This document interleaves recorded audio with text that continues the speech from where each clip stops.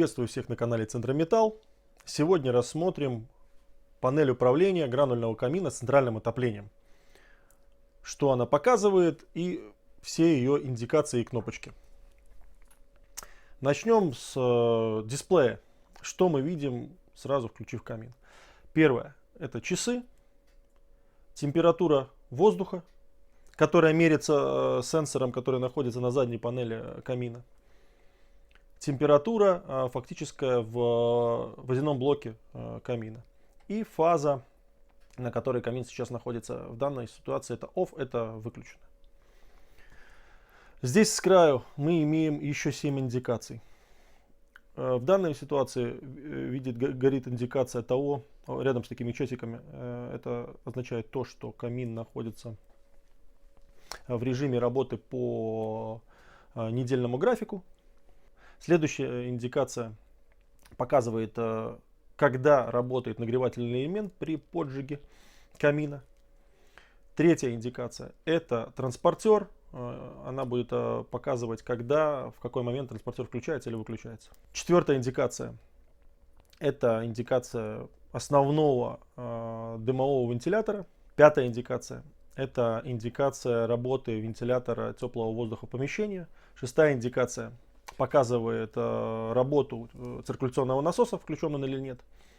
И седьмая показывает, присутствует ли какая-то ошибка или неисправность в камине.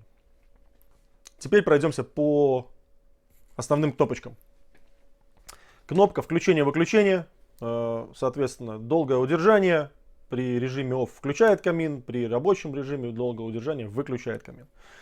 И кнопочка подтверждения. Это для настроек, для подтверждения установок. Теперь установка температуры.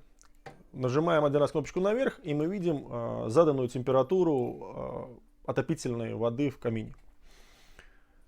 Мы также можем ее изменить, больше либо меньше, и кнопочкой подтвердить, либо отменить, выйти из этой установки. Кнопочка вниз. Это температура воздуха помещения, установленная. Опять же, этими кнопочками вверх-вниз мы можем ее поменять выше или ниже, подтвердить, либо выйти из этой установки. Кнопочкой вниз мы можем изменить температуру воды в емкостном водонагревателе, санитарной воды. Вот она здесь. Опять же, этими кнопочками вверх-вниз меняем температуру вверх или вниз, подтверждаем, либо отменяем.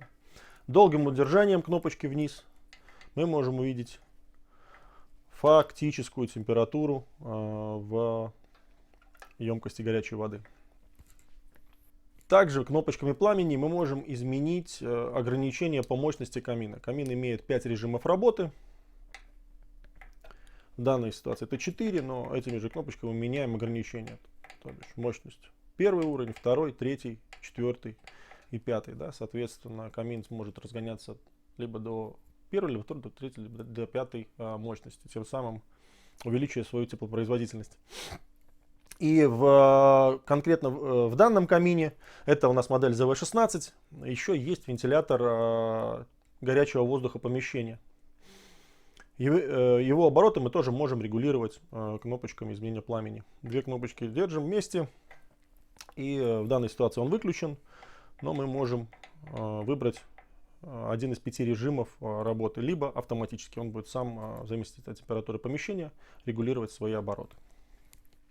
Хотим напомнить, что температуру в емкостном водонагревателе можно видеть и изменять только в том случае, когда у вас выбрана гидравлическая схема с емкостным водонагревателем. В данном случае это схема номер 3. Но об гидравлических схемах мы расскажем подробнее в следующих видео.